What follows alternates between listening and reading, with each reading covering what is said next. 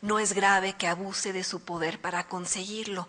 No es grave y por ello el abuso existe en la burocracia y en los juzgados y en las escuelas y en las calles y en el Congreso y en la historia no sancionada, el caso de Lidia Cacho. En esa instancia, la Suprema Corte también declaró que la violación a sus garantías individuales era inexistente o poco grave. ¿Y qué mandó decir la Corte? Pues básicamente como cuando a Lidia Cacho la secuestraron y durante el trayecto le susurraron al oído qué derechos ni qué chingados, la Suprema Corte le ha dicho lo mismo a las mujeres del país. Ustedes y yo, desamparadas por quienes deberían proteger nuestros derechos, pero han decidido que no les corresponde en realidad velar por ellos.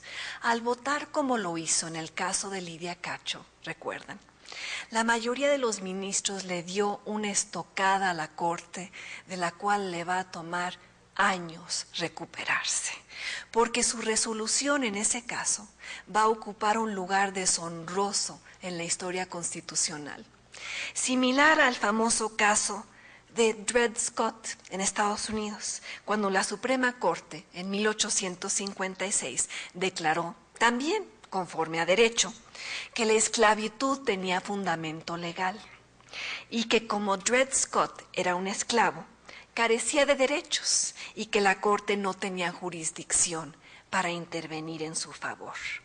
Ese caso que allá se considera una mancha imborrable, una vergüenza compartida, similar la decisión que toma la mayoría de la Suprema Corte en el caso de Lidia Cacho, desechando, argumentando que la grabación telefónica entre Kamel Nasif y Mario Marín no tenía valor probatorio alguno, ignorando 1,255 páginas de investigación exhaustiva que confirmaba el contenido de esa conversación, descartando 377 expedientes relacionados con delitos sexuales cometidos a menores y a menores mujeres.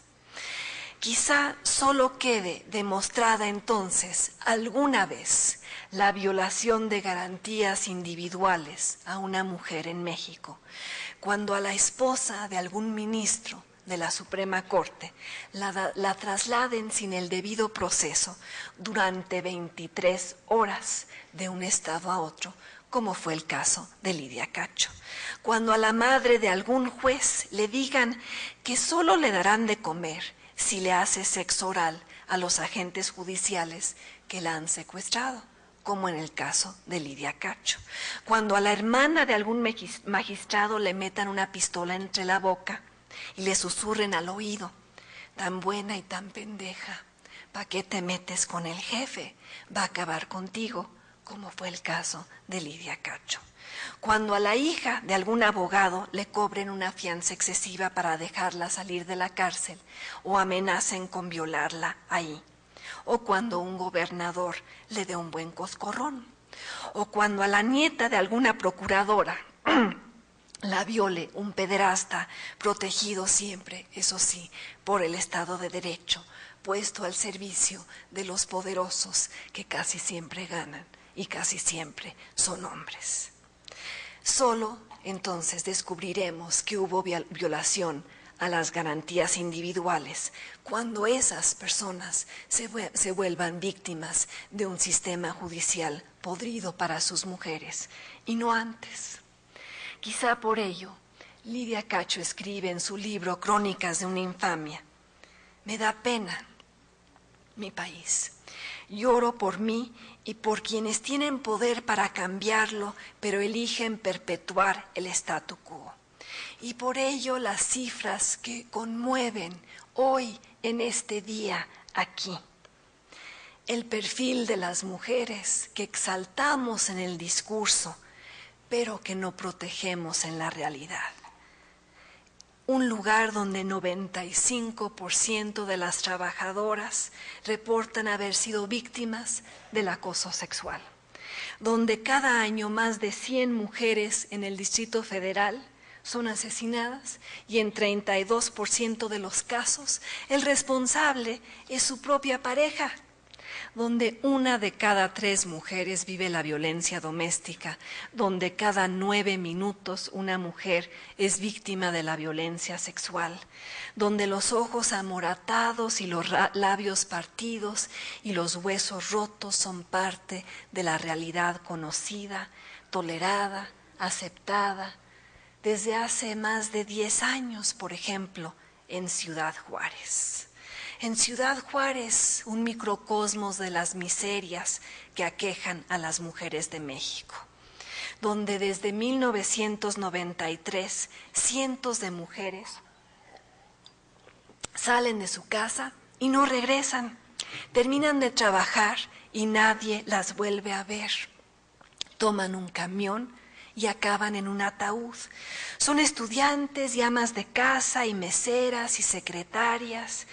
Tienen entre 15 y 25 años, suelen ser pobres y de pelo largo, trabajan por $6 ensamblando radios, emigran de distintas partes del país a Ciudad Juárez en busca de una mejor vida y de pronto se vuelven desechables, anónimas, olvidadas. Pero no es así. Sus madres, sus esposos, sus hijos las conocen. Saben que se llamaban Paloma Angélica, Erika Noemí, Erika Ivonne, Lilia Alejandra, Irma Rebeca, Laura Georgina, Laura Alejandra, Floridalia. Saben que eran delgadas y bonitas, saben que eran el sostén económico de sus familias, saben que las investigaciones hasta el momento han sido una farsa, una broma, una tragedia de errores. Saben que las autoridades federales declaran que las muertas son cosa del pasado y no hay criminales condenados, pero sí hay autoridades condenables. Los procuradores y fiscales especiales que atribuyen la muerte de mujeres, pues a la doble vida que llevaban. Los peritos que dejan huesos, ropa y pelo donde son encontrados los últimos cuerpos.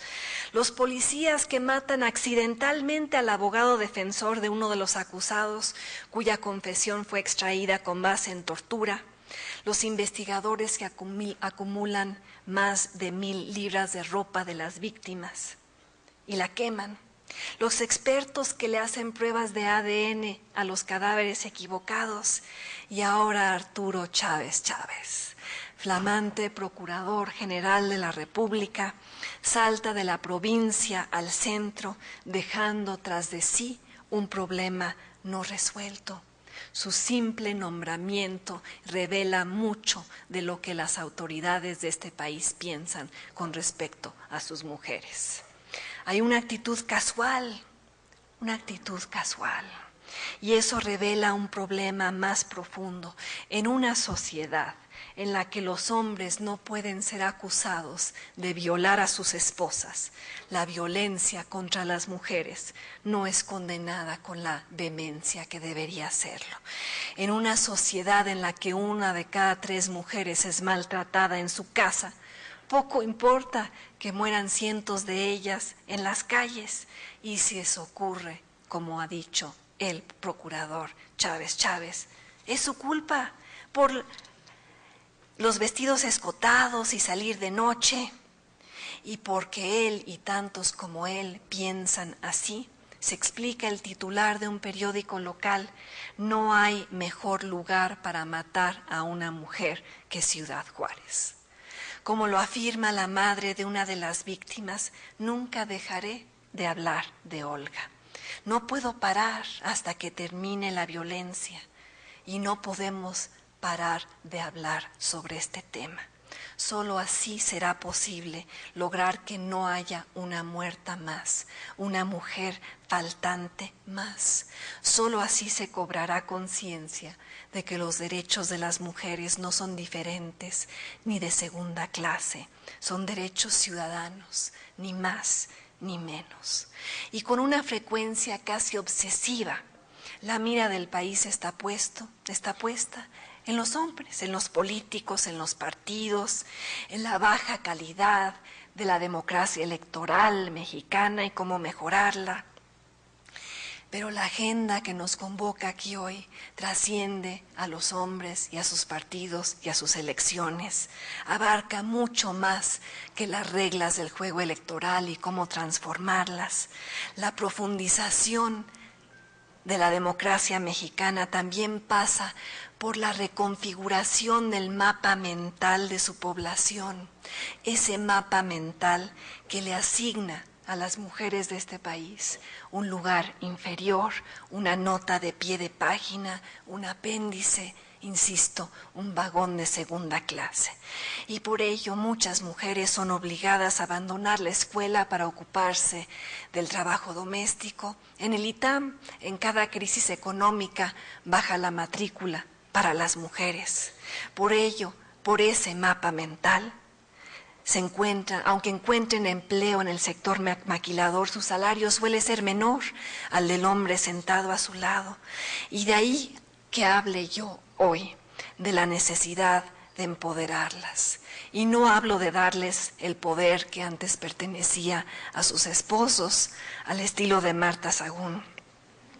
Hablo de darles más oportunidades, más recursos, más educación que solo 7 años. Hablo de empujar para que lleguen a más posiciones de mando en las universidades, en las fábricas, en las empresas, en la política. En pocas palabras, se trata de reconocer a las mujeres como ciudadanas completas, con cerebro y útero, con manos y pies, con capacidad para cambiar el destino de México y la responsabilidad de reinventarlo. Y a las que estamos aquí hoy, nos corresponde ayudarlas para que pare esa violencia, para que no haya más mujeres golpeadas o maltratadas o discriminadas, para que las vivas tengan opciones. Y de ahí que se vuelva fundamental pensar en cómo hacer de este un país menos cupular y más ciudadano, menos elitista y más democrático, menos interesado en retener las oportunidades insólitas que tienen unos y más interesado en crearlas para otros.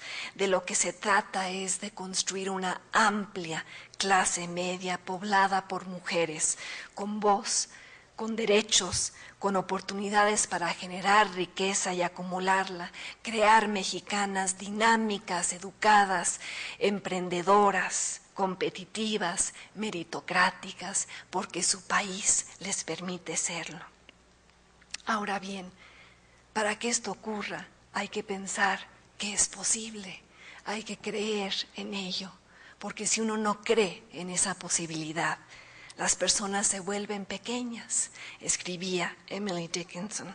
Y yo creo que es necesario volver a México un país de ciudadanas, un lugar poblado por mujeres conscientes de sus derechos y dispuestas a pelear para defenderlos, dispuestas a llevar a cabo pequeñas acciones que produzcan grandes cambios, dispuestas a sacrificar su pequeña zona de seguridad personal para que otras la compartan. Porque yo creo que ser de clase media, como lo son ustedes y como lo soy yo, en un país con 50 millones de pobres, es ser privilegiado. Y los privilegiados tenemos la obligación de regresar algo al país que nos ha dado esa posición. Porque ¿para qué sirve la experiencia, el conocimiento, el talento, si no se usa para hacer de México un lugar más justo para sus mujeres? ¿Para qué sirve el ascenso social si hay que pararse sobre las espaldas de otras para conseguirlo? ¿Para qué sirve la educación si no se ayuda a las demás a obtenerla? ¿Para qué sirve ser habitante de un país si no se asume la responsabilidad compartida de asegurar vidas dignas ahí? Y llegar a eso, llegar a ese estadio al que yo me imagino podemos arribar, implica empezar a llamar a las cosas por su nombre, decir la verdad aunque haya tantos empeñados en esconderla, de decirle a los corruptos que lo han sido, de decirle a los monopolistas que deberían dejar de serlo, de decirle a quienes han gobernado mal a México que no tienen el derecho a seguir haciéndolo. Yo creo en la obligación ciudadana y femenina de vivir en la indignación permanente, criticando, denunciando, sacudiendo, participando, porque los buenos gobiernos se producen a base de buenas ciudadanas y solo las inconformes lo son. Y yo creo que las mujeres pueden lograr cosas extraordinarias. Aquellas que hacen más que pararse en fila y en silencio, personas que pelean por los derechos de quienes ni siquiera saben que los tienen. Ahí está Lidia Cacho denunciando a los pederastas y acorralando a los políticos que los protegen, Marta Lamas peleando por el derecho a decidir más allá del Distrito Federal, las defensoras de derechos humanos a lo largo del país defendiendo la humanidad esencial de quienes la han perdido y ayudándolas a recuperarla, Carmen Aristegui educando a sus radioescuchas para que aprendan a alzar la voz, ellas y tantas más, ombudswomans cotidianas. Yo creo que mientras existan mujeres así, encendidas, comprometidas, preocupadas, el contagio continuará poco a poco y a empujones como todo lo que vale la pena. Las mexicanas aprenderán que es más importante ser solidaria y ser demócrata que ser panista, que ser priista, que ser perredista. La exasperación colectiva de las ciudadanas construirá un cerco en torno a los políticos y yo creo que un día no tan lejano quizá habrá una diputada que suba a la tribuna y exija algo en nombre de las mujeres que la han elegido.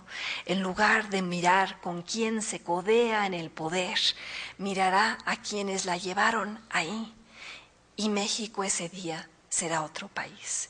Y yo creo que eso es posible, pero solo ocurrirá cuando la fe de algunas se vuelva la convicción de muchas, cuando la creencia en este cambio se concretice en acciones diarias para asegurarlo, cuando ustedes, cuando nosotras, cuando las mujeres que están allá afuera aprendamos a vivir y exigir en México de manera diferente.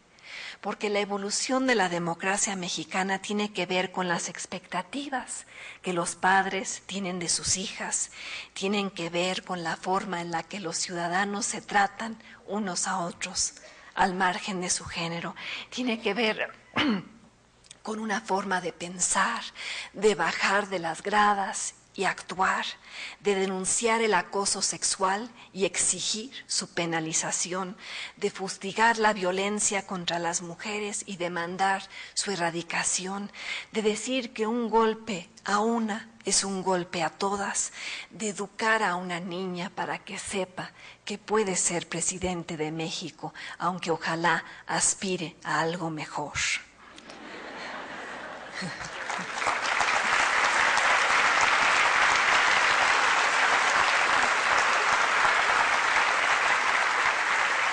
De construir una verdadera república en la que las mujeres tengan sus derechos y nada más. Donde los hombres tengan sus derechos y nada más, y donde las mujeres tengan sus derechos y nada menos. El derecho a convertirse en lo que se es, como diría Rosario Castellanos.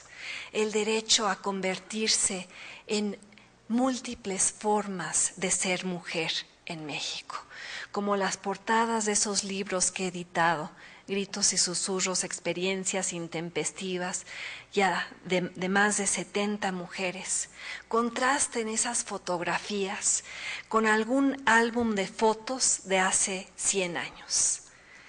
Si ven un álbum de hace 100 años, aparecen la mujer proletaria, la prostituta de lujo o de bajos fondos y la mujer, entre muchas comillas, decente, no más. Trabajadora, puta o decente, es decir, ama de casa. Hace un siglo no había más modelos para las mujeres y las mujeres se uniformaban en cada clase. Es casi doloroso ver las fotos de Rosario Castellanos, la poeta, novelista y luchadora social, distraídamente trabajada para parecer señora decente, es decir, señora burguesa. Las cejas depiladísimas que no cuadran con sus ojos enormes y saltones, ojos de observadora implacable, los labios pintados en forma de corazón. Háganme el favor, en la cara de una poeta pesimista, los tacones altos para quien caminaba en los pueblos indígenas de Chiapas. Da risa, da pena, da rabia imaginarla en esos zancos que son grilletes de cuero trepando por los caminos de piedras en Chiapas. ¿O qué hacer al ver la foto de Golda Meir, la primera jefa de Estado mujer, con su bolsita de señora bien, ridículamente colgada del antebrazo, mientras da un discurso, un glorioso discurso al ejército israelí? ¿O hay que gritar fashion emergency, al ver a Simone Weil anoréxica hasta los huesos, a pesar de su intelecto de genio, por no quitarle espacio a nadie? O imaginar a Virginia Woolf, autora de la prosa más depurada del siglo, con un calcetín de un color y un calcetín de otro color. Qué incomodidad la de esas primeras mujeres de negocios o pioneras en la función pública que resolvieron la bronca de ser activas en el mundo tratando de parecerse a los hombres. Solo les faltaba la corbata y el saco. Las mujeres de hoy, mi hija de 13 años, ya se ven cómodas con su aspecto. Son una generación que ya ha integrado el estar activas en el mundo público con su identidad de mujeres. Y ustedes y yo representamos un amplio abanico de modelos. De mujeres que se eligen a sí mismas, mujeres que, como diría Rosario Castellanos, se separan del rebaño e invaden terrenos públicos, mujeres que rechazan el anonimato, mujeres que ejercen la libertad, mujeres valientes, mujeres que pagan el precio de la impopularidad, mujeres forjadas a base de interrupciones e improvisaciones, mujeres que rehúsan portarse bien o ser insignificantes, mujeres que no han querido conformarse con versiones de sí mismas que otros han intentado imponer, mujeres que que no se resignan ante el destino dado y más que emular moldes están creando el suyo, a base de la valentía, la creatividad, la dignidad, la coherencia. Y las sigo invitando a que formen parte de ese grupo y que lo ampliemos día a día para las mujeres que no están aquí. Que logremos enseñarlas a derribar las paredes de su celda, a estremecer los cimientos de lo establecido, a alzar la voz contra el país de espectadores y a lograr la realización de lo auténtico. Mujer y cerebro, mujer y corazón, mujer y madre, mujer y esposa, mujer y profesionista, mujer y ciudadana, mujer y ser humano. Muchas gracias.